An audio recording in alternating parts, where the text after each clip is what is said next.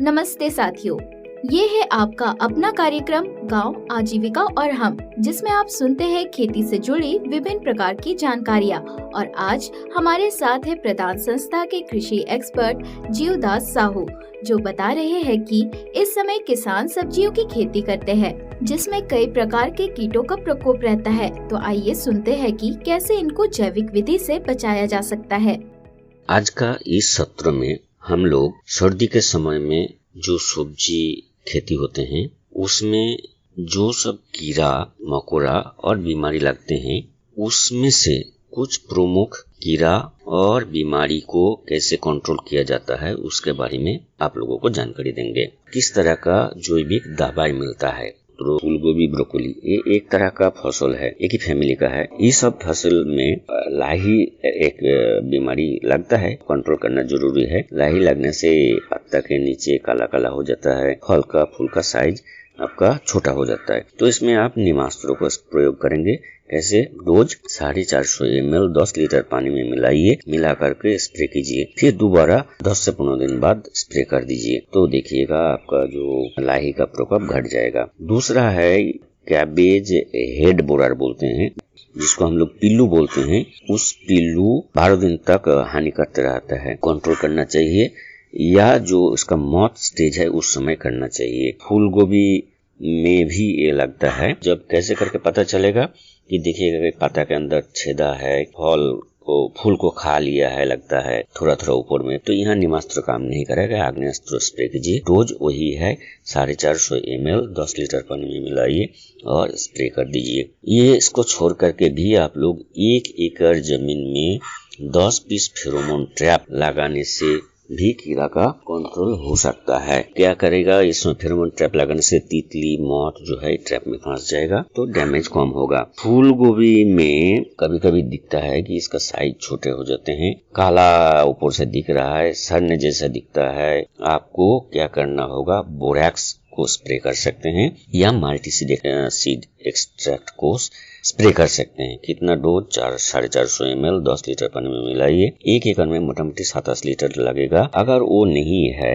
तो आप जो है वर्मी कंपोस्ट को लगा करके मिट्टी के साथ कोड़नी कर दीजिए, मिला दीजिए और मिट्टी को चढ़ा दीजिए। तो ये फूल या आने से 10 दिन पहले करेंगे तो अच्छा रहेगा, और अगले साल जब करेंगे तो ज्यादा परिमाण में फार्म यार्ड मैन्योर या दे करके ही लगाएंगे।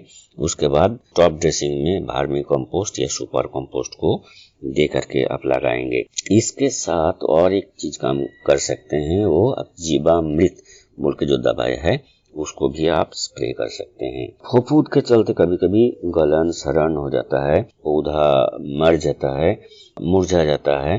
तो उस केस में आप जो है, एक बीमारी है फफूंद से बनता है, फंगस से, तो इसमें आप मठास्त्रों को प्रयोग कर सकते हैं। जब बीमारी होगा तो 7 से 10 दिन बाद फिर दोबारा आपको स्प्रे करना होगा। क्या डोज देंगे? 10 लीटर पानी में 450 ml मिलाइए और स्प्रे कर दीजिए।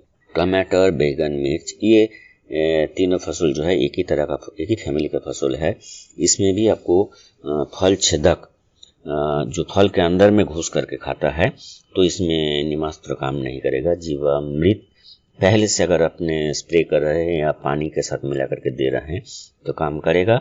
ये इसमें जो है आग्नेयास्त्र या ब्रह्मास्त्र का आपको प्रयोग करना पड़ेगा। ट्रैप लगाने से भी इस कीड़ा का थोड़ा सा आप कंट्रोल कर सकते हैं। और एक चीज है, जहां जहां इसको लगा है कि ये कीड़ा दिख रहा है आपको, तो कीड़ा वाला फल को या तना को काट करके बाहर में ले जा करके उसको मिट्टी में गाड़ दीजिए, या चुन करके कीड़ा को नष्ट कर दे। इसी फसल में और एक जो बीमारी दिखता है वो है बैक्टीरियल विल्ट। बैक्टीरिया लगने से पौधा मुरझा जाता है। जिस समय फूल आने लगता है या फल पक रहा है उसी समय लगता है। उस समय क्या करेंगे आप? पौधा के जो जड़ है, जड़ के पास में 1:10 मतलब 1 लीटर ताजा गोमूत्र, उसमें 10 लीटर पानी मिला करके जड़ है उस मिट्टी में स्प्रे करा दीजिए। जो 1:20 इस रेशियो में गोमूत्र और पानी को मिला करके आप पौधा में भी स्प्रे कर सकते हैं।